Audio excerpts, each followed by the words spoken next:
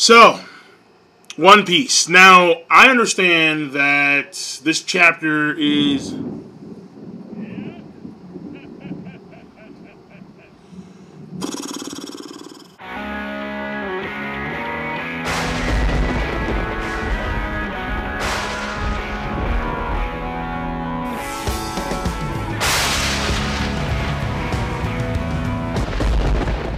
Ladies and gentlemen, boys and girls, what is up? The King of Lightning is here today, as always, bringing you guys and gals One Piece War. Yeah, it's been some time since I've done the One Piece War. Now, if you haven't seen the live reaction to the chapter, in this corner right here, annotation, as well as the link in the box below.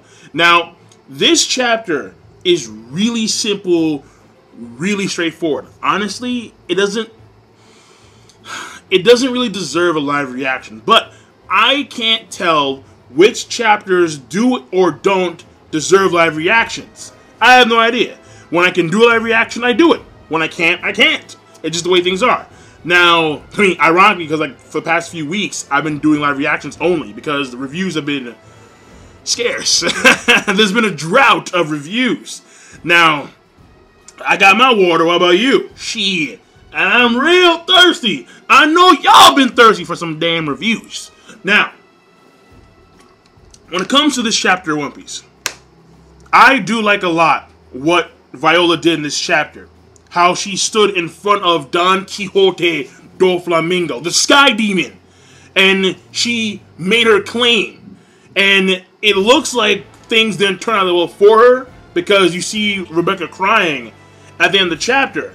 Oda didn't show it, which to me was bullshit. I mean, granted, I would have preferred it if Oda had actually shown more panels of Viola and Flamingo have like a little scuffle and Flamingo best her, as opposed to have random people getting healed by Mancherry and going over to push at either Bartolomeo's barrier wall or the Kairoseki factory, Smile Factory.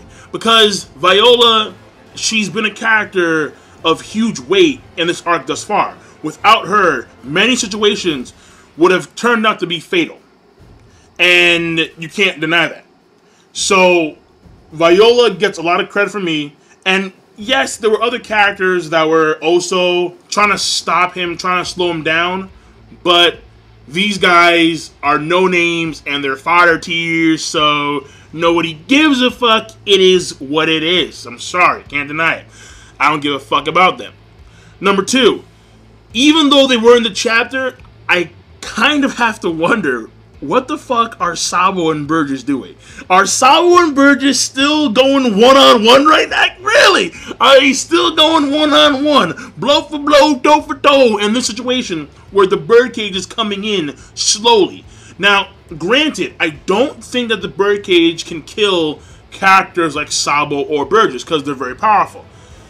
And I don't know if the strings are hockey imbued. I don't think they are.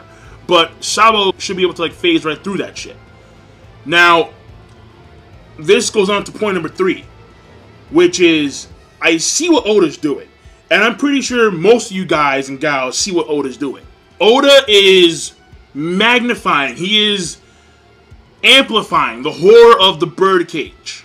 And he does so simultaneously by taking characters that are in pretty decent to good condition, excluding the Coliseum guys, and having them stay out of the way while Luffy delivers the finishing blow to Flamingo.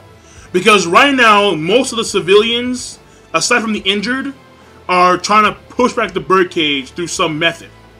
So this means that there's going to be a lot less people in this central area. Furthermore, you have guys like Fujitora, who you know, if Fujitora said, fuck it, Flamingo, I don't want to die. You're threatening the life of an admiral, gone. Like, just gravity well, something. Especially considering the fact that Flamingo is wounded severely. Also, guys like Cavendish, who, I don't know where he is exactly, but Cavendish in his, well, I can't say that he'd actually beat Flamingo, but when he's Hakuba, he's very, very devastating. So the fact of the matter here is this. There are other characters that are available that can take on Flamingo. But because the Birdcage is slowly closing in, these characters, their attention is focused on the Birdcage. Because the Birdcage is unstoppable. It's really menacing. It's going to kill everyone. It's going to massacre the entire populace of Dressrosa. Therefore, we are out of the way so Luffy can take out Flamingo with one final attack. That's what Oda's doing. He's making sure everything's prepared, ready for Luffy's final Gomu Gomu no Dragon Gatling. Like, that's what he's fucking gonna do. So, to me, I think Oda could have sped this up, like, significantly. Because, honestly, some of these panels were just worthless. The man-sharing stuff, okay, fine. But the stuff with, like, the random folks, like, oh, some guy with, like, a broken leg in, like, a hospital, all of a sudden, I can run now. It was God's gift. I'm like, yeah, Oda, like, we don't need that. we don't need that shit.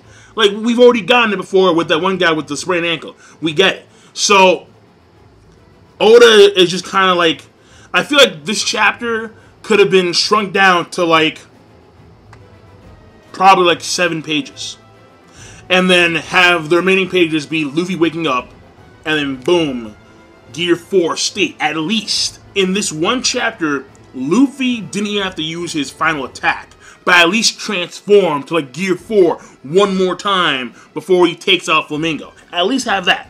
Oda is, he's milking it. Fuck it. He's milking the shit out of it. Keep it simple. And finally, for the chapter, I suppose, Sherry and her dandy Helions and how they're healing people for the time being. So, it's now or never, pretty much. Like, it's Oda's way of saying, this is Luffy's now or never shot to beat Flamingo. And right now, Flamingo is looking unstoppable. And that's also personified through his Birdcage. So, again, it's the matter of Luffy's going to have a final attack. You may get to see Flamingo have a counter final attack as well. Like Kamehameha Gallic Gun type of shit going on. And then they're going to have their attacks go blow for blow. And then at the end of the damn day, Luffy will overpower Flamingo. But I honestly do wish that we would have... And yeah, I'm sadistic, I'm a fucked up guy, but whatever. Here's the thing. I honestly do wish that we actually would have seen some deaths. Some mound of bodies. And, okay, fine. We did get to see some in the flashback of Law, but I want to see some real time. You know what I'm saying, man? You know what I'm saying? Because it's the new fucking world. Is it wrong for me to say that I'm not getting that much of a sense of danger from the Birdcage? Only because I know that everyone is alive from the Birdcage, and they're able to actually stop it for like a few seconds or a minute, and you know that Luffy has now enough time to actually beat Flamingo. If people were actually getting killed and sliced into pieces by the Birdcage, oh yeah, then there'd be a much more significant threat. There'd be a greater sense of danger from the Birdcage. Right now, the Birdcage is kind of like, it's secondary. It really is secondary. It's like an afterthought at this point in time. And the fact that Oda is focusing on this afterthought, at least in my mind, it's kind of like let's move on now. Like, we know no one's going to die from the Birdcage. That kind of sucks. It's hyped up to kill everyone in the entire country, but it's not going to kill a fucking soul. We know that already. So let's have Luffy do his thing and call it a damn day. Because I want to move on to, like, other arcs. I want to move on to fucking Sanji. Shit!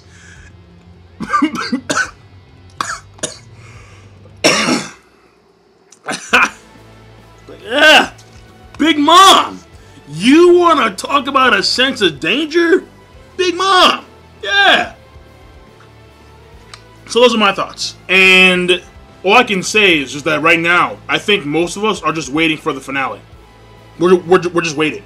Because at this point in time, we know that there is nothing left to offer but the final attacks of Flamingo and Luffy. Or the final attack of Luffy.